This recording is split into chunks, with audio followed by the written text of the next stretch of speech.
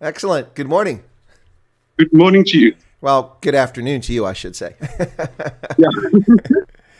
So, okay, folks, this is our first guest for anybody from Action SA. We've been trying to get someone on and not had the best of luck because they've been busy campaigning, and so their hands are pretty full. Now, I will probably mispronounce your name because if given names are spelled like this, I'm not sure how to pronounce it. So, is it Daw or Dav or Sten? It's Dauw. It's Doe. Okay. Well, that actually makes sense the way it's spelled. Doe. Well, Doe, good morning to you. Welcome coming on the program. You are running for office for ActionSA's under their banner, yes? Oh, you're on mute again. There it is. Chris, I lost you there. No, I said good morning to you, or good afternoon to you, and you were running for office as a ward councillor under the banner of the ActionSA party, correct? Thank you very much for having me. That's correct. Yes, I'm standing as ward councillor in Ward 86 in the city of... Your phone is really acting funny there. It might be because you're holding it. Do you have a way to put the phone against something, stand it against something so you're not holding it? Is that possible? No, it's our fiber connection. Unfortunately, it's a bit down Okay. in the last few days. It's been giving us hiccups. So hopefully it will pick up speed soon. Well, I just probably news. You probably hadn't heard this in the news, but apparently it's not the corrupt members of Eskom's board. It's not paying 10 times the market price for services at Eskom. It's not the lack of investment in maintaining and updating infrastructure or removing 6 coal-fired power plants. None of that's the reason why you don't have electricity. It's because people are stealing all the cables. That's the only reason you don't have electricity. So just so you know that, I heard it directly from Cyril Ramaphosa. That's why there's no electricity. Thank you for letting me know. We went away. Unfortunately, experience has taught us differently. Current governing party, unfortunately, they've just not done what they were supposed to do, spend the money that where it was supposed to be spent. So we're stuck with, all the bad of it. No electricity, water issues, sewage falling apart slowly but surely. And still they go ahead and approve densification in some areas without upgrades, without looking at our infrastructure, etc. Are you going to be able to set your phone down or something? Because it's really moving around quite a bit, and I think some of my audience are going to wind up with vertigo. Let's just organize that quickly. Yeah, I'd appreciate it if you could. Otherwise, I'm going to get comments from my audience the whole time. Okay. Peter? It looks like it's still moving. Is it stationary? Yeah, it's on a thing. Okay, you must be having an earthquake. Okay, there we go. It's a little bit better. No, not. It's a little bit better. Well, you get earthquakes there. When I lived in Botswana, we had a couple quakes. They were small ones, minor ones, but they were there. I think last year there was one in South Africa, but it was like 4.3. It was very small. People barely even noticed it. So, okay, let's check into this now. So, Action SA, new party. How'd you get involved, and what motivated you to go do this? I've always been involved in community work, etc. And I think what motivated me to get involved with Action SA, I belonged to a party previously, and I worked for them. And from the word get-go, when I was allowed to vote legally, I've been with the Democratic Alliance. And over the last 2 to 3 years, they haven't been doing what they have promised. And for me, they kind of became involved in a race politics, if I can put it that way. So when Action SA came along, and I had a very good relationship with Mr. Herman Mashaba when he was the mayor of Joburg. He always said, I'm the person that would phone him 1, 2 o'clock in the morning just to bug him to get my electricity back on. And I realized that this man really does want to change Joburg. He does want to make a difference. And when he started Action SA, we had a chat, and I realized that this will definitely be the vehicle that we will be able to bring the changes necessary to fix Joburg and ultimately also fix South Africa. So, yeah. So Herman Mashaba is the reason, really. I mean, your relationship with him, you knew who he was. You felt he had the right idea for Joburg, and that's why you moved to the banner. Now, you're not alone. A number of people have left the Democratic Alliance and moved over to Action SA's banner, and probably for the same reasons, I would imagine. Yeah, most of them for the same reasons. And the fact, if you look at the DA previously and what they stood for, a United South Africa, South Africa for all people, everybody had rights under their banner. They've moved away from that. I think they're moving towards identity politics, and I don't know if you've seen the recordings, secret recordings, etc., coming out, seeing themselves as a 20% party, etc., which is not what I want to be part of. Now, I want to be part of something that is there to take over and bring change. I don't want to be a part of a 20% party and be in opposition all the time.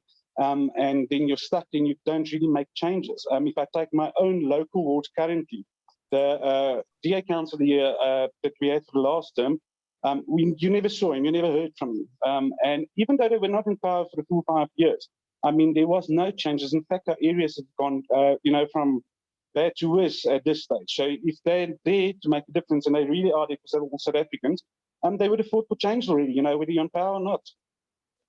No, it's a fair point. The DA, not to attack the DA, but objectively report on them as a journalist should do. The DA goes by the logo this election campaign season of the DA gets things done. And you can make that argument if you're the DA, but people can make counter arguments. What about the Cape Flats? What about the high crime rate in Cape Town? What about Nelson Mandela? You controlled it for a bit, but more importantly, what about Joburg and Shwana? Shwana, you had control of those for a bit. So I think it's a fair argument, a fair criticism for the DA. It's interesting you talk about the identity politics thing. From the outside looking in, it's not a view that I see. I might be missing it. I do see that other people are pushing them towards it. It seems to me the DA is very comfortable opening their foot and putting their mouth, opening their mouth and putting their foot in their mouth far too often. And maybe that's my view from the outside. So, like the posters in Phoenix that they put up, that was just insensitive at a minimum and stupid at least. And Steenhuisen came out and apologized. Or didn't apologize. He came out and said, "No, we're talking about the people who defended their homes when no one defended them. The police weren't there." And that should have been the end of it. But then they had an internal argument and they began to apologize. So it made you begin to wonder, was it in fact intentionally insulting and racist? That's the only conclusion one can get from that sort of thing. You can't back down. If the real reason was to, it still would have been insensitive and stupid in my view. But anyway, they're very good at putting their foot inside their mouth. So I see another reason why you might have left the party. So Herman Mashaba, very successful businessman during the apartheid era, self-made man, and also very successful afterwards, and not because of ANC patronage money, but because of his own business acumen, which is a rarity in South Africa with people these days. So I could see why people might find him interesting. Now, to be fair, this isn't about Herman Mashaba, but to be fair, some people will criticize his time as mayor, but there were a lot of factors playing into his time as mayor. A fractious coalition that was necessary to hold together and owing things to the other party. So it's kind of a challenge for him.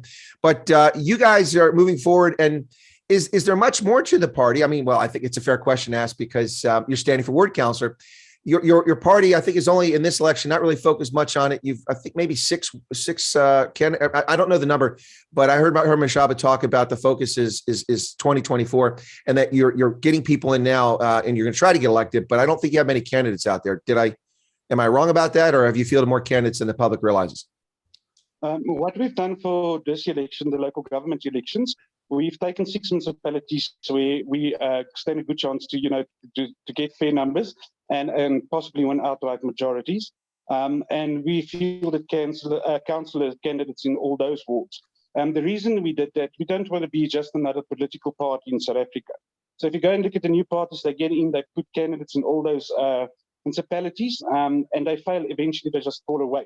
So the stance of ActionSA was that we'll do, those municipalities that we stand a fair chance to win in, and we're doing Joburg, Tshwane, Ekurhuleni, a few in KZN at the moment. So that was our stance from the word get-go. The big focus will obviously be then on the national and provincial elections 2024, and by that time we would have proven, that we have the ability, we have the capability to successfully, run metros. And then we can prove our track record. The DA's got this thing, we get things done. But I always say, compared to what? Anybody that literally takes something from the ANC, the ANC doesn't deliver on anything at the moment. So, even the EFF would be successful if they were to take over a municipality at the moment. And that's how bad the ANC has become. So, we don't want a party that gets things done. We want a party that's committed in the long run to make sure that it stays that way. ActionSA can be compared to the DA very soon. We believe that we will do very well in the polls that's come out from EWN and those things, has showed that ActionSA has got a lot of support. I've actually just come from one of my voting stations where I've just managed to sign up an ANC party agent to our party.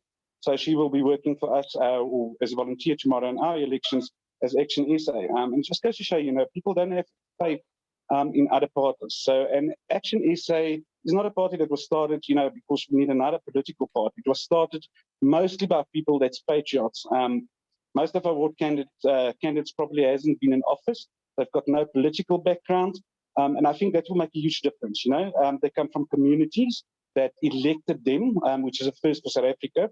And going forward, our candidates, our councillors, even our public representatives, after national and provincial elections in 2024, they would be put through a public participation process where the public would rate you. So they give you a performance appraisal, say that, Dauw has worked for the last 3 years or he hasn't worked. So that will be done within the first 12 months after this election. Then the candidate, if he didn't perform, you'll get 3 months probation. After that, we'll rather force a by-election and get a new councillor in there than leave people stuck for 5 years, as is the case with other parties. With a councillor that's not delivering or, speaking and communicating with the community and delivering the message to them and getting that back to council to ensure that services are delivered. Well, that's an interesting approach. Very interesting. I'd say somewhat novel. And it sounds like the effort is to be responsive to the constituents, to voters. That's an important focus for us, yes.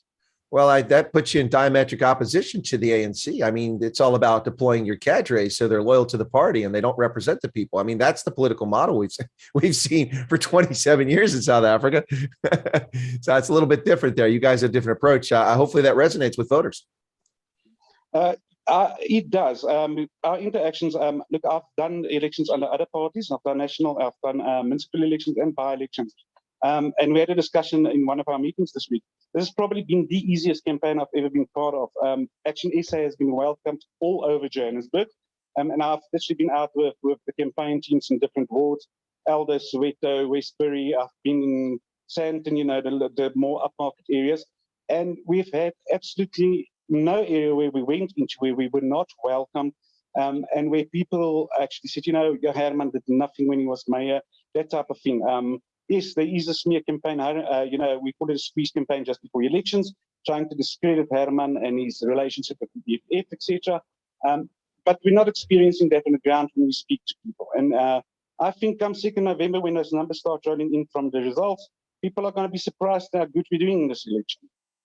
Well, it's interesting because yesterday, now my predictions, they're not based on data or any polls, but just looking on and analyzing the popularity of Herman Mashaba with a big segment of the Joburg population, looking at the number of people I suspect have defected from the DA, at least to vote for Herman, if not left the DA from the party itself. And I don't know the numbers, but my expectation ever since Herman Mashaba announced that ActionSA was going to compete and challenge for Joburg and he was running as mayor is that there would at least be 20% ANC, 20% DA, and 20% ActionSA. And one of those parties would climb higher, and maybe all of them might climb up around 30% or more, was my expectation. I don't see any of the parties outright winning, but yesterday, Mark Oppenheimer is an advocate of constitutional work before the Constitutional Court, was on here with me, and he said that his thoughts and feelings is that ActionSA will only get about 10% in Joburg. I don't know if that's true. I think that might be a little bit low, but I guess we'll see on November 2nd, huh? Yeah, no, definitely. The last EWN poll that they did put us at 16%, which is then officially third. The DA just over 20 and the ANC just over 50. Taking into account, we're a fairly new party. And I think if you look at the history, there's no party in the history that's pushed that number coming in within the first election. And we only launched like a year ago. So it's very good numbers coming in at the moment. And that's only a small sample that was taken. So I think people will definitely be surprised.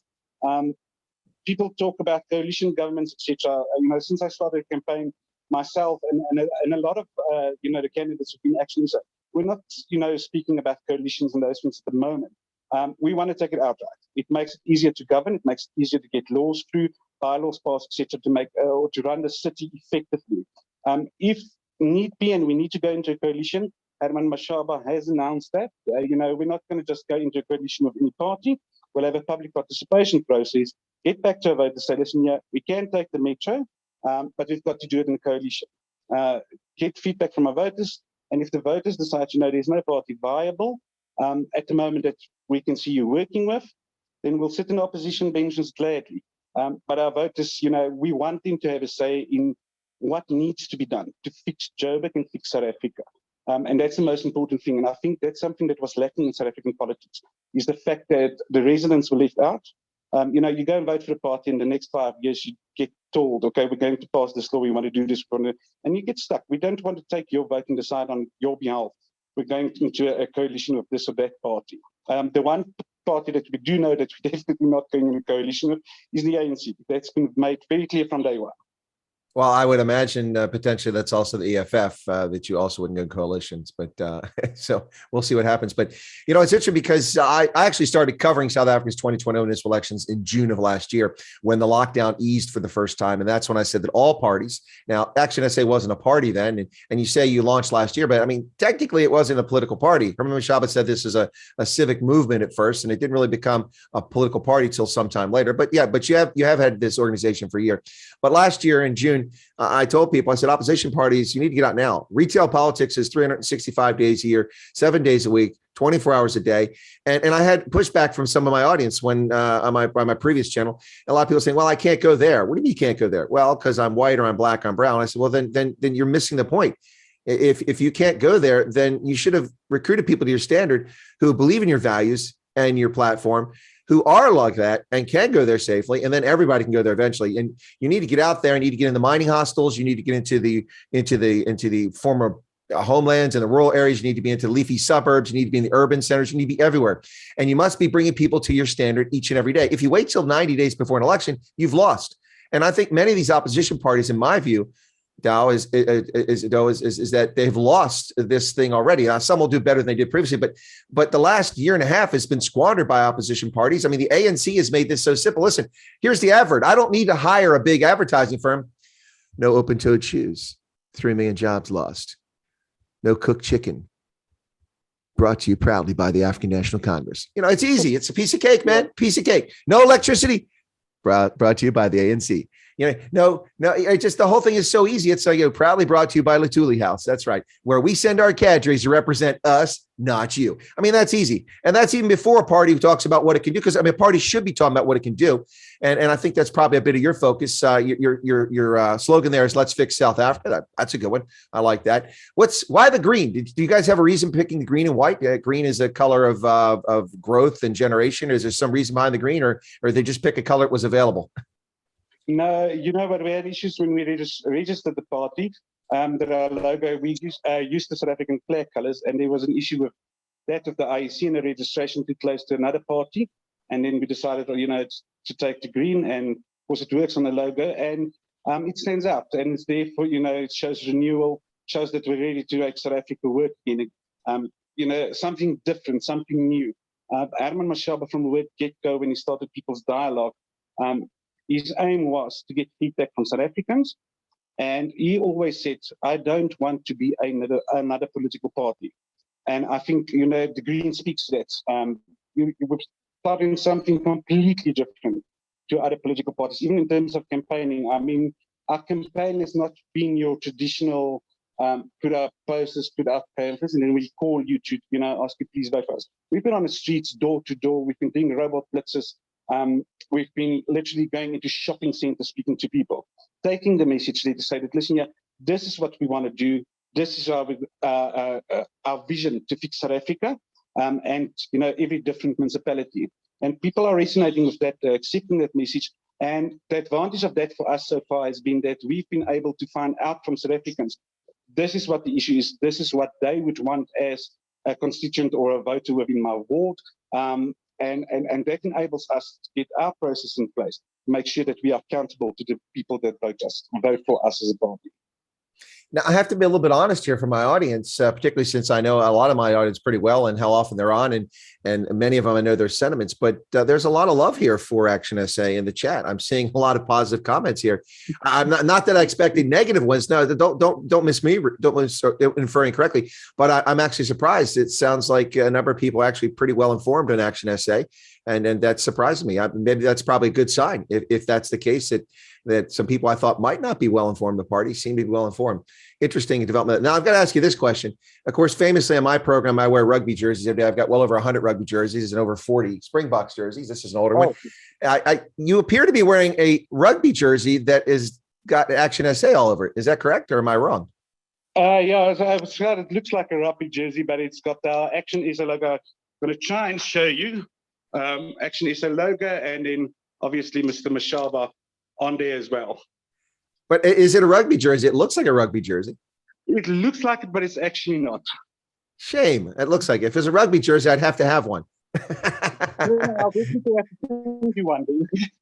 Okay, well, if you could sort that, that'd be great. Hold on to it. Don't ship it because it'll cost you a fortune. I'll collect it when I come to South Africa next time. But it needs to be an X large. So, okay. So let's talk a little bit about you. You explain why you got to the party. Can you tell us about your background? Are you in business? Are you in government? Are you a teacher, a doctor, a lawyer, a drug dealer? What do you do? You'll be surprised. I actually work for South African Police Services. Uh-huh. From there, I became involved in politics, which I worked for a political party for about 5-6 years as an operations manager. And when I left there, I only did, I've become involved in my local neighborhoods, started the neighborhood watch, residents association, etc. And my life for my country and for my community would never die. And so, yeah, that's basically me in a nutshell. I love what I do. I love people, speaking to people, different views, and I love helping people. So that's where, and I think that's what makes a difference, for in terms of Action SA. We're not people that comes from political backgrounds that's there to earn a salary. We're there to make a difference, and it's people that comes from the community that loves the community that they work in, and that's a huge difference. You can't get better than that. That's people that's committed. That's excellent. There's a comment here. Someone's asking a question. Power One says, I haven't seen one poster in Cape Town. Has anyone seen Action SA poster in Cape Town? I don't imagine you're going to see any posters there because they have focused their campaign in Gauteng and a little bit in KZN. And so when you've got limited resources, you've got to focus where you think you can have success. Am I correct? Did I get that right, Dauw? Yeah, no, definitely. Yeah. So you're not even contesting Cape Town. That's why there's no posters there. Yeah, even in Joburg, we've had so many people sending us messages, haven't seen your posters. We've unfortunately, and I do suspect it's got a little bit of something to do with the huge success that we're having so quickly. We'll put it up tonight and tomorrow morning it's gone. So we've had a lot of issues in terms of postering. We do poster maintenance on a daily basis, and some of them we literally put them up 2 hours later, you passed, it's gone. So yeah, we do apologize if you haven't seen them. But we've had a little bit of a challenge. Yeah, no, it's interesting because the EFF likes to destroy things and trash towns like they did Senegal on the 20th of October last year when they ostensibly went there to protect public property, only to rip down signs and Afrikaans street signs, knock over lampposts, and break apart rubbish bins made out of concrete. That's a feat. You can't just, you can smash a plastic one or even a tin one, but a concrete, that's impressive. But yeah, they had the audacity to complain about people tearing down their campaign posters because you see them do it all the time, and they have no compunction. They walk around wearing their red berets like little red Teletubbies, tearing down people's signs. And then when the one of theirs gets torn down, they're freaking out. They want legal action. This is vandalism. Yeah, well, your own people are pretty good at it. Yeah, I mean, they teach it, so. Exactly. Okay, so let's deal with the elephant in the room here. All right, so you're contesting in Johannesburg. Okay, excellent, Joburg. But it doesn't appear as if you're campaigning today in Sandton. The last time I was in Sandton, my accommodations were a little more ritzy than where you seem to be sitting right now. And when I go shopping there, that doesn't quite look like the shops I go to. Where are you in Joburg today? That's obviously not a place where people are particularly well off. No, I'm currently sitting at one of my activist premises underneath a carport where our campaign material is for the specific area. So we've been out campaigning in Greymont and Newlands in Johannesburg and Sophiatown. So that's where I'm currently at. Most of our activists are at voting stations today, monitoring the process, manning our front of house tables, doing some poster maintenance and fielding some last answers to questions that we get from voters. So yeah, that's where we're at the moment. Most of our candidates are currently at our war room. They've got a little meeting that's going for tomorrow to make sure that we are 100% ready and get things in place. So yeah, we've been very busy for the last 2 days. I read something of a political analyst last night, Dauw Steyn, on Twitter, where he said, the ANC has had a nightmare week with load shedding, etc. And he highlights the fact that Action SA has been trending nonstop for days on end. And he highlighted that as one of the facts and one of the nightmares for the ANC currently. So, yeah, that kind of gives you an indication how busy we've been and on the ground daily, every morning out at 6 o'clock, campaigning until late at night. Well, in fact, one of my viewers, a very lovely lady who's frequently on here and also is pretty attuned to what's going on in the area, says Action SA posters were the first ones to go up in Midrand and in Sandton, the first ones that she saw out there. So for the election campaign. So there you go. But it's funny, or not funny, it's kind of sad that election campaigns have to have poster maintenance. You have to go out and check on your posters every day. That's kind of a sad state of affairs, but it's not exactly unique to South Africa. We have the same thing here. Of course, one main intersection not too far from my place, where I go through an intersection there. It's a four-way stop, and it's littered with posters because we have election on Tuesday. It's now this is a municipal election like yours, not a general election, not a national election, but nonetheless, there's posters all over, and every day you go out and you see people putting posters on top of other people's posters, removing posters, and this is a place where it's not particularly heated. And it's, I mean, from a political standpoint, it's not like people are at each other's throats. It's not like we have race issues here. It's not like we have no electricity, but it's just the nature of people, and it's got to be frustrating. I mean, it costs a lot of money. People don't realize it's not like those posters fall out of the sky. You've got to raise funds. You've got to get them designed. You got to pay for them. You got to distribute them. It takes a lot of effort. Campaigning is not. I'd say it's a young man's game, a young woman's game, but it's definitely one that takes a lot of energy, doesn't it? Are you a bit knackered now after campaigning? Yeah, no, look, it takes a huge effort to do it. I mean, we've had posters. We've been using 6-meter ladders to try and get as high up the pole as possible. And one or other way they get it down there, I do not know how. So yeah, campaigning does take a lot, and it does cost a lot of money. We've done as much as we could with the limited budget that we had. I mean, we're a young party. Donations hasn't been flowing in, just left, right, and centre. And we don't believe in getting those monies, in a corrupt manner via contracts, etc. So we've been working with what we had. We've had quite a lot of people that would say, yes, 20 Rand, go and print a poster or something if you can. So that all went into our constituency budgets, etc., to get it done. But it is a lot of hard work, and it does cost millions to run a campaign. We've been very lucky so far. We've had a very positive campaign. We don't get involved in the dirty politics. Trashing each other doesn't work. So yeah, we've had a wonderful campaign so far. It's tiring. It's a lot of work.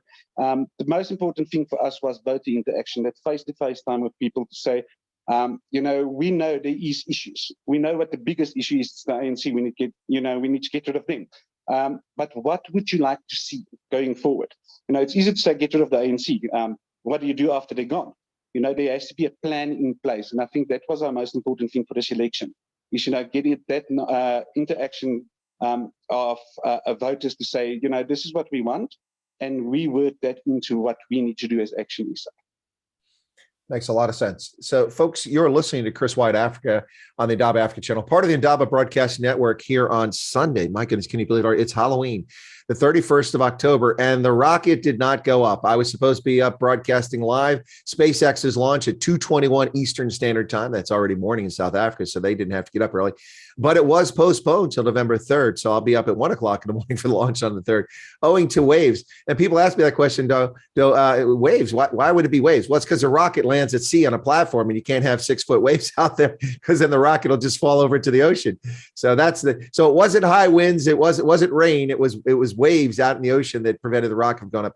But folks, you're listening to Chris Wyatt. Thanks for tuning in. My special featured guest today is Dauw Steyn, who's running for ward councillor there in Johannesburg under the banner of ActionSA. He's our first ActionSA member who we've been able to interview on the program. Been trying for a while. I've been unsuccessful despite my efforts to reach out to him, and he's pretty busy. Even though I know his nephew, that didn't seem to be enough to get me in because he's that busy. So I want to drop his nephew from my friends list because he didn't accomplish that for me. But I'm just kidding. But seriously, so. With ActionSA, we don't believe in who you know. Well, his nephew's just a college student. It's not like he's connected. But his nephew did have him on his own program, so I thought maybe we could work something out there. But no, it's a busy election season, and it takes a lot. And I'm really grateful for you coming on because with ActionSA having come on now in this election cycle, I've been able to talk to candidates and party leaders from 8 different political parties, the 8 largest ones really that are competing in South Africa. Well, not the 8 largest. I haven't talked to the ANC and the EFF. The ANC is because they didn't accept my invitations, and the EFF is because I can't talk to them. I can't. There's no way I could have them in my program. It's ludicrous. But so 8 of the 10 largest parties in South Africa have been on the program, and that includes ActionSA. So you're out there, you're campaigning. And let me ask this question. This is not a question I've ever asked of any other candidate who's out there, but I'm just curious because I'm looking at the poster behind you. So when you're out there campaigning, because Joburg's cosmopolitan, it's metropolitan, you've got people who speak Zulu, Xhosa, you've got Afrikaans, you've got English, all these different languages. How are you connecting with voters? Does it depend on where you're at, or are you sticking with English, or do you switch to other languages? Because that's got to be complicated in itself. If you speak other languages, and you've got one time you're speaking English, then you're speaking Afrikaans, then you're speaking Tswana. Are you mixing languages, or is it pretty much sticking to English for the campaign? I think most of the campaign probably was in English. Also in some of the areas, we've got activists in every ward, and that helps a lot in terms of the language barrier. We haven't had any issues, or struggling when it comes to that. I think the bulk of South Africa, understands English. You've got a few wards where Afrikaans, and it's mixed races. The Afrikaans is the language they speak. So that was fairly easy to cover. And then now in areas where Zulu is that kind of thing is spoken, we've got candidates, we've got activists, etc., that can deal with every vote in the language to make it easy to understand what we're about, what we can offer, and what we plan to do. Well, you make an interesting point there. Yeah, for years ago, when I started learning Afrikaans, I started self-teaching myself Afrikaans back in the 1980s because I was already fluent in English and German, and Dutch is kind of in between. If you can understand those two, you can figure it out. Now, I don't pretend to be able to pronounce Afrikaans, and I usually stick to ek praat nie Afrikaans nie. I kind of stick with that, but although I do understand it. But it's interesting because when I started teaching myself that language in the 80s, people said, "What are you, racist?" I'm like, huh? What are you talking about? Well, that's a language of oppression. I said, you do realize that most of the people that speak this as a first language aren't white. They're actually colored South Africans. A lot of people seem to forget that the majority of Afrikaans speakers are not the direct descendants of the formation of the Afrikaner community, but actually the direct result of a mix of those folks plus Khoi and San and people from Indonesia and so on. So yeah, no, it's an important distinction that you mentioned there. A lot of people really forget that even South Africans, it's in their midst around them, most of the people speaking Afrikaans are actually colored, and unless they live in the Western Cape, they kind of miss that point. But anyway, no, it's everything's local. And so let me ask you that question. I mean, everything is local. When it comes to language, comes to culture, comes to issues, everything is local. And these are local elections, municipal elections. Are there specific local issues in the ward that you're running in that are coming to the point? I'm going to guess electricity, sewage, rubbish removal, things like that. But is there anything that maybe we've missed, or something unique that's come up, or is that the main issues that concern the constituents in your ward? Surprisingly, in this election, electricity, normal infrastructure stuff, they are all on the list. Surprisingly, safety and security has come up as a main issue this time. Well, I mean, that's not surprising to me. I mean, let's just be honest here. I mean, South Africa is a wonderful place, and it's a place I have a great interest in, but it is at times in places a very dangerous place to be. 60 murders per day in a country of just 60 million. It seems as if the police are incapable or unwilling to actually do their job these days. They can't process DNA. They're 250,000 cases behind on processing DNA. Their evidence lockers apparently are disastrous in many police stations. We've seen a succession of inept, corrupt political appointees running the police, not actually advocates or police officers. And it's just one mess. Underfunding, under-resourced. It's really a challenge. So I can understand why safety and security be an issue. I mean, some of the horrific things you see, some of the videos in the past year of like a shopkeeper there, I think it was in Joburg, it might have been Pretoria, an Indian shopkeeper or Pakistani who's standing in his tuck shop there. And they just walk up and put a pistol to his head and blow his head off. And then they just reach in and steal a few rand and take his life for that. I mean, when life is so cheap, I think safety and security would be an issue. And then, of course, I saw a cash in transit thing from wintertime last year, your time. And this guy walked out. He offered no resistance. He dropped the bags of money. He handed the keys to the guys that had balaclavas on their face, so you couldn't identify them. They took in the truck, got all the money. They pushed him to the ground. And when they went back and got in the bucky, the guy reached down and blew the back of his head off for no reason. I mean, that kind of violence ought to frighten people, rightly so. And you've got and then the gender-based violence, which the ANC, whenever they get in trouble with something else, suddenly gender-based violence matters, and they'll talk about it for a few hours to distract you, and then nothing is done about it. Nothing is done to change the culture of violence against women and girls, and against boys too. It's very frustrating. I can understand why it's come up. I mean, what context has it come up in your ward? Are there home invasions, robberies? Is sexual-based violence a big issue, or just violence in general? In general, we don't have violence in my ward. I think it's your housebreakings. Street robberies are quite big, that you walk in the street next month and somebody grabs your phone and they're off. And then your normal home invasions, that kind of thing. Hijackings, is picked up a little bit now as well. But in general, your housebreakings, house robberies where they, where you're home and they invade your home. I think those are the major issues that we're dealing with, specifically in the ward that I stay in. Now in Joburg, you've got the unique perspective that, well, not unique, but it's different perspective than many South Africans have, in that you also have not just the SAPs, but a metropolitan police department. And we just recently saw what happened in Bloemfontein, where the Treasury Department basically disbanded, or told them to disband the police department, the Metro Police Department, because they weren't supposed to form it because of the financial difficulties there. That's not been necessarily the challenge in Joburg. Are there challenges to the police that you see in their role, either Metro or SAPs, in helping the community there, or do they have good community relations? In general, when it comes to Metro Police, we've got way too little Metro Police, that's employed in the city at the moment. So when Herman Mashaba was mayor, there was new recruits taken in, I think 1,500, and then recently we had another 250 that came out of college, and it's now fully recruited.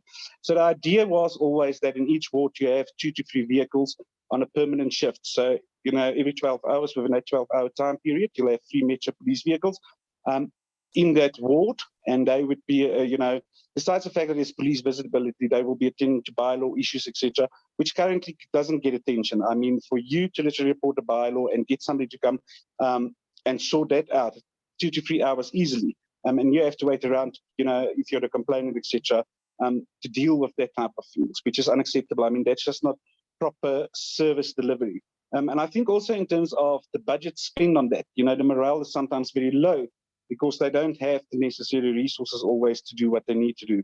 And then obviously there's the corruption issue that always factors in. And that's one thing that Herman was very, very, very strict on, was corruption. So if you were found to be corrupt in any way, and you always get videos that surfaces of one or other cop taking a bribe, or a Metro Police officer taking a bribe in a roadblock, etc. And he was very strict on that type of thing. And those things all contribute to currently to the fact that they're not that effective to make a difference. The plan will be going forward, to make sure that we've got the necessary things in place. One of the things, and it brings up the xenophobia issue, unfortunately again, but Herman is looking at getting a dedicated JMPD unit that deals with illegal immigrants, that type of thing. So, there is a plan in place.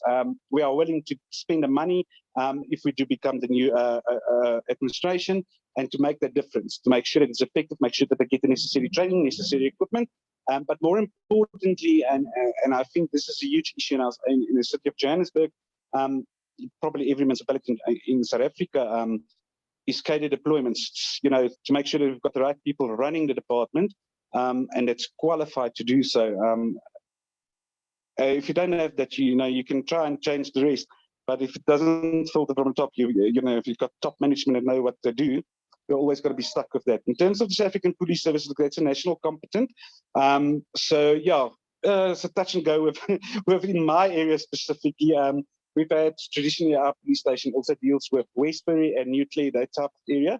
So the problem with that, we've got gangs, we've got drugs, etc. And unfortunately, there's a lot of corruption. But the problem is the community doesn't take, SAPs and SAPs management into account or into confidence, and to say, listen, this is what the case is. They don't come forward to bring it. And you can't prosecute and turn things around if you don't have the information, unfortunately. Well, let me ask this question. This one, I've not had a chance to ask any candidates, because I've only spoken to one candidate in Joburg for a different ward, and he lives up in Rudaport, so that's the other side there. So let me ask this question, other side from what I'm about to ask you. We've seen famously the Joburg Metro Police executing orders in Johannesburg with the red ants going out and tearing down informal settlements, some of which have been allowed to fester and grow for 7 or 8 years, and people actually build more permanent structures there. Very famously on the southeast side of Joburg several months ago, they went out, they broke it down, and you see footage of the red ants out there because people recording it surreptitiously on their mobiles of them beating people, of robbing people, taking money from people, and the Joburg Metro Police being there around it. That's a very disturbing trend, and I realize that people, and I don't agree with people occupying land illegally. But in this case, it was land owned by the city. That used to be that the government at the national and provincial municipal level would go out anytime land was occupied and evict people. They've seemed to be less willing to do that last couple of years, unless it's government owned land. And then this is an op-ed piece here, but I mean, in my view, it's atrocious behavior. If it's illegal, then you can evict people and give them amount of time. But when you send the red ants out there, a private company, and they beat people, it's a bit disturbing. Are you familiar with this at all? Or is an issue that would be something that ActionSA would take a look at if had control of wards in the city? Yeah, no, we're very familiar with that.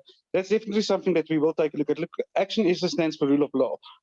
So the issue is allowing people to actually get to that point where they've occupied land. And that brings me back to the point of, we don't have the resources in the city currently in terms of our Metro Police Department. So if you have more resources, the moment this type of thing starts happening, you can immediately dispatch, get it stopped before it actually goes too far. If you look at the last 27 years in democracy, obviously the ANC hasn't done what it's promised, building houses, etc. And a lot of these things hasn't been finalized. So that you can't blame people for trying to occupy the land, and you've got the EFF calling for people. I was in a debate last week where the mayoral candidate for EFF was telling the crowd, if you see a piece of land and you like it, take it. So you've got that on the other hand. But if you look at the scenario we're in, you would never see that the ruling party would say to them, listen, that's inciting violence, and they don't stop it. So now you've got an ineffective Metro Police Department currently that doesn't have the resources to deal with the current situation. We've got a South African Police Services that's way understaffed at the moment. And then you've got a government, local as well as national, that doesn't, get to a point where they say, okay, we've got to draw the line, utterances like by people like the EFF, telling people to grab land, etc. We've got to draw the line and say, listen, your rule of law, you can't incite violence, you can't incite people to go and take land illegally. So we've got no choice. You're not willing to stop this. We've got to take the necessary legal action to make sure that this comes to a point where you can't do this anymore. And then same for us as ActionSA. Looking at that, we would literally, rather capacitate your Metro Police Department than relying on the national competent currently. Make sure that as a city we are covered in terms of land grabs and any other thing that might come up, so we can get them resources there immediately, where you don't have a situation where people living there for 7 months or 7, 8 years even, and then now all of a sudden you're coming to put them out. We've recently in my ward that I currently stand in had a case where there's an informal settlement within a conservation area. They were evicted, they went to the Constitutional Court, and the court actually said, they've been living there for 6 years. You didn't apply for a court order, the city of Johannesburg currently. They didn't apply for a court order. So the court ordered the city and Metro Police that evicted them with some local security companies to actually give them back their stuff. And if they burn it, which they normally do, to give them new stuff, to put back up structures. They are living there currently again. So that was just fruitless expenditure. I mean, the city has to pay for that court case now and for whatever needed to be bought.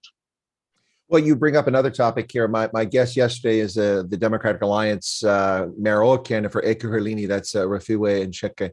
She was on the program yesterday, and she talked about fruitless and wasteful expenditures. I think I know the answer to this question, but is that a significant problem in the metropolitan of Johannesburg? Yeah, in general, I think right throughout the country, in all municipalities at the moment, we've recently had a case where the DA and the ANC literally accused Mashaba because the insourcing project where people were made permanent employees of the city took, cost more than what was initially planned for. And if you look at that extra amount, that's not wasted. It still goes to employees and it's to the advantage of the city. Now, if you go and look at a project like in my specific area, we've had cycle lanes built by the city of Joburg under the ANC administration. The project cost 70 million rand odd. It's now full of weeds. Nobody's using this thing. Same contractor as had at the point where they were building this project in our ward. And we query a lot of these things to say, some things just don't look up to standard. That same company had quite a few contracts within the city, and it just never came back for any maintenance, which was part of the tender process that they would maintain it for a year, etc. Our road agency, unfortunately, is just doesn't have money ever if you ask them anything.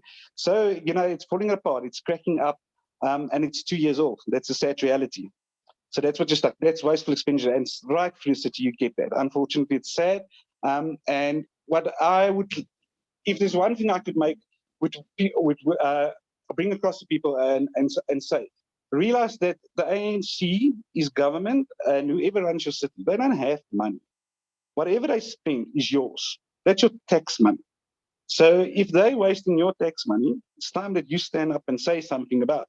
But I think we've gotten to a point where we became complacent. With ActionSA coming to the front, I think we've woken up people again to say that we've got a voice. Let's make a difference. Let's get this done. Let's say sorry, goodbye. You didn't perform. Move along. So there is a lot that's being wasted at the moment, and I think that would be one of the priorities when Herman Mashaba becomes mayor again, is to make sure that we get those identified and start getting back some of that money from contractors, etc., which, as all this wasteful expenditure. When he was mayor previously under the Democratic Alliance, that was one of his projects. I mean, he started getting money back, taking people to court, etc., to make sure that they start paying back that money. And that would definitely be something that ActionSA will do once we get into power again. Well, that's an interesting approach. Some of these other parties, smaller parties, and even some newer parties, they come out with very clear goals. UIM, while they fielded over 1,000 candidates, that's pretty impressive for a party that was just 2 months old when they went out there. But Neil de Beer's party, they're focused on 2024. Your party, as Herman Mashaba said, although you're standing candidates, you're trying legitimately to get seats here. Your real focus is making a difference to splash in 2024 and unseating the ANC. In the Western Cape, Jack Miller's Cape Independence Party, his stated goal is to knock the DA below 50%. That's what he's trying to accomplish. Because as you've kind of pointed out there, the DA, maybe they haven't done as well as their press will claim. So it's interesting to see the different approaches some of these parties, and of course we've talked about coalitions. You and I have talked already about the need for an opposition party to take 50+1. That's the stated position I had since last year. I told people since June last year, just go vote, but don't vote ANC, don't vote EFF, vote for any opposition party that has a legitimate chance of taking 50+1 in your municipality, because that's the key. That is the key. And, it's interesting that perhaps when you guys compete in the future in the next round, ActionSA in 5 years, you might take a look at some of those smaller municipalities, which will give you a chance to show in some of these smaller places, you have a good chance maybe of winning because there's a few seats and smaller population. And that's the key in municipal elections. People are lost on this. They don't seem to realize this, Dauw, is that in an election, a municipal election, 31 to 38% of the electorate actually shows up to vote. The eligible electorate of the registered, it's about half that show up, but the real figure is it's actually really only about 1/3 of the people who are eligible to vote actually vote in municipal elections. So in a municipal election, you can win. And I'll give you an example here, and you're probably familiar with this. The Democratic Alliance in 2016 got 9,000 fewer votes in Nelson Mandela Bay than they managed in 2011. Despite that, their percentage surged because people stayed away from the polls for the ANC. The turnout was lower there. And so had the DA retained those 9,000 votes from proportional representation, they would have wound up with a majority on the council, but they didn't because they couldn't retain their votes. It just shows you what a handful of votes can do. And that's a larger number. I mean, you'll have wards in which a couple dozen people could decide the difference or less. We've seen that as a race here in New England in the United States for Congress in 2020, over 1 million votes decided by less than 300 votes. I mean, so everyone needs to vote, and a low turnout though may actually work to the favor of a smaller parties. But I imagine you're hoping for a big turnout, at least of ActionSA supporters. Definitely, yeah. No, look, every ActionSA supporter needs to get out there. But more importantly, people that don't vote need to realize that if you don't vote, your vote could have made a difference in unseating the ANC. So we've had a campaign when we just started last year where we highlighted the fact, that last elections, they got 10 million votes, the ANC, and all the other parties gave us 7 million. There's 26 million people that could have voted, so 18 million people voted. There's 26 that could have voted. If they all voted and they voted against the ANC would have lost the national provincial elections. So your vote does make a difference. It makes a huge difference. And people just need to realize that. I know that people, look, we had a campaign where we just started, are you hurtful? And I know we all are. We literally at that space, there was a thing on ENCA local news channel last week where, voter apathy, etc. Where they took each party to say how many, percentage-wise, more or less, how many of your people come to vote. And if you look at it, none of the parties actually win about 65%. So, and that's concerning. That's very concerning. If I take my own ward, the last turnout in the last municipal elections was 69%.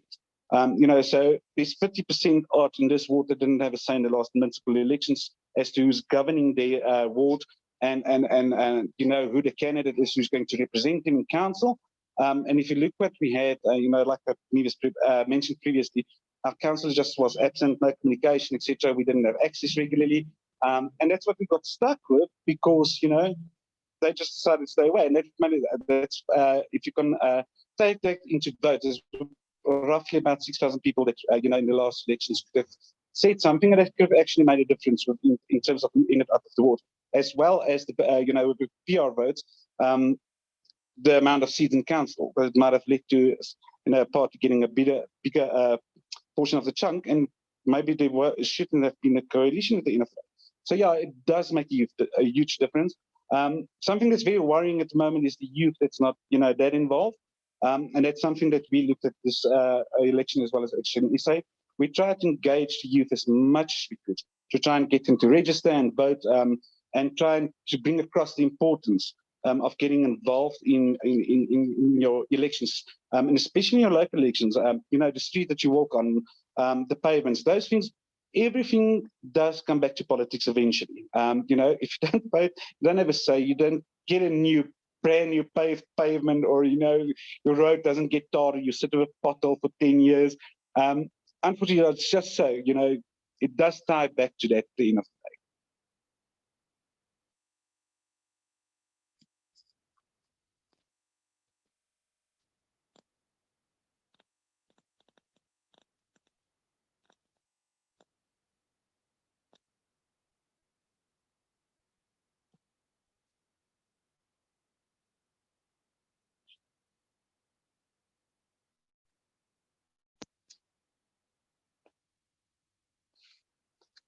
Sorry, Chris, I think I've lost your sound again. Oh, sorry, I've got to mute. My bad. Yeah, you didn't lose it. I had it off. I was trying not to disturb you. I had to clear my throat. My apologies. That happens sometimes. It's apparently a senior moment. You think it'd be easy because looking on the screen, I see this big bright red microphone. When the red's on, the mic's on. When it's off, there's no mic. So you'd think I'd figure that out, but obviously I got deeply engaged in what I was going to say. I'm going to have to wrap up here, Dauw, because I've got a 6-hour live stream with election coverage coming up at the top of the hour, and I've got to get set up for that. What I'd like to do is, before we leave, is tell you you're welcome to come back on the channel if you like, and maybe after the election, we'll see how it goes. If you win, we definitely want to get you back. If you lose, if you want to come back, you're welcome to come back. I don't want to rub salt in the wound if you don't win, but but you're welcome to come back. But I'd like to give you the last chance to get something in here to maybe exhort or encourage people to come out and vote, and anything you'd like to say about ActionSA or the election. Just give you a moment there if there's any final words you'd like to share with our viewers. Chris, thank you. I think the most important thing that I would like to bring across is, we've had democracy for a very long time. We've seen political parties come and go. We've seen them in charge of municipalities. We've seen them in charge of coalitions of municipalities. You've lived in wards where some of them may have won that ward for the last 3-4 elections. And you've got to ask yourself the question, have they made a difference? Have they fought for what you as a resident wanted? Now, these elections are local government elections, and you've got an opportunity as a voter, as a resident within a municipality, to now say that, I've had enough. I need service delivery. I need things to be done. I need a councillor or a public representative that's there, that's willing to talk to me, that's willing to listen and get back to me eventually, and give me feedback. So I would really like to urge every voter to get out tomorrow, go and cast your vote. If you are registered, make sure that you go and vote. More importantly, when you go and vote, vote ActionSA. Because we're not there to make promises, we're there to take action, and we're there to fix Joburg and ultimately fix South Africa. Well, that's brilliant. I've got a question that's been asked twice now. It's a bit late in the stream. I wish you'd asked it earlier, but what I'm just going to do is I'm going to say, if I'm late for my broadcast, you can all blame Mary Duplessis because she kept asking this question late. I'm going to answer it, and then if you'd like to answer it, you're welcome to. She's asking a question, will ActionSA be giving tenders to competent, well-priced companies or only to BEE companies? The problem with that question is that the law requires them to deal with BE. That's the way things are. And unless the law is removed and changed, they're kind of got their hands tied. Is that an accurate statement on my part, Dauw, or did I get something wrong? Look, there is laws and regulations in place that does, kind of force you to deal with BE, etc. What the stance that we're looking at the moment, especially in local government, is we want to try and support local SMEs, your local businesses. So if there's a contract in my ward for a new tar road, I would like to go and look at one of my local companies. Are they able to come and do what, deliver the services, etc.? So we're not going to only look at BE, and we were very clear from the word get-go in terms of employment, etc. as well. If we're going to look at competence, you've got to have people in place that actually can do the job. We've seen over the last 21 years in local government, even national government, it does not work if you put people in, in positions that doesn't have expertise and to do the job. And that's unfortunately where the cadre deployment from the current government party has become a problem. So yes, there is certain laws, etc., that would probably be a bit of a hurdle to get over. But remember, this is just only the first step. So go and look at our policies on our website, and you will clearly see that we're not BE and that type of thing only. We're looking at the bigger picture, making sure that people are given skills, etc., going forward. So if there's a company that doesn't, it doesn't qualify for it, and it's a BE company, we can always say to the guy that got it, we've got this company. Are you willing to take them on? Teach them necessary skills. So the next time there's a tender out, that company can also say, we've got the skills, we've got the expertise, we're now set up. Let's bid for this. Let's put a tender in, etc. Okay, well, thank you very much. That was a bonus response to a question that we hadn't anticipated there. I want to thank you so much for coming on. There's a question here from Johan asking me, do I know when the first results are coming through? To my understanding that we won't know the first results be reported officially until Tuesday, if I'm not mistaken. I don't know if you know any different on that, Dauw, but given how incompetent the Independent Electoral Commission has been the past 2 months, I wouldn't be surprised if we start hearing results on Friday for the first time. I must be honest, with the special voting, especially with the COVID pandemic, it's been kind of a challenge. So it's been a bit slower. The IEC is really trying to, work their way around it. There are challenges, obviously. Some of the results, some of the counting would be done by tomorrow evening already, at least some of the smaller wards, etc. From experience within my ward, most of my voting stations come in before midnight, with 1 or 2 the next morning, all depending on if there's any, disputes. Even the fact that we're sitting with our name not on a ballot in the acronym, and the electoral law says as long as the intent was clear. So, we might end up fighting for a vote of 6, and that would delay the process. So it would be very difficult to gauge in this election. If it was straightforward, and not with the pandemic, it would have been easy to say, that some will start checking in tomorrow evening, but a bulk of it will probably be only in late Tuesday evening. Yeah, that's kind of what I expect. We might get some early reporting, but some of the larger constituencies is going to take a long time to tally that sort of thing. It can be a challenge. And that's assuming that we don't have a situation we had in the Eastern Cape and in KZN yesterday, in which protest and intimidation was taking place, which shut down 14 polling stations for special voting. That cannot be allowed. I don't know where the 10,000 SANDF members were at. They're clearly not deployed to those locations or where SAPs are at, but someone needs to get off the stick, and we need some leadership in the set. Look, I'm retired from the Army for 36 and a half years and retired as a full colonel. If they're willing to promote me to brigadier and bring me over there, I can sort this out in about 2 weeks and everything will work fine. And we'll have the military doing its job properly. But I'm just saying. Anyway. Anyway, well, best of luck. And maybe we'll get you back on after the election if you like. And as far as the rugby-like jersey, it's an extra large, and I'll collect it when I come to South Africa. 100%. Thank you so much for having me, and thank you for the viewers that tuned in. And hopefully I'll speak to you next time. It will be when ActionSA is running the city of Joburg. Well, there you go. And that's a confident position to take. So best of luck. Okay, folks, there you go.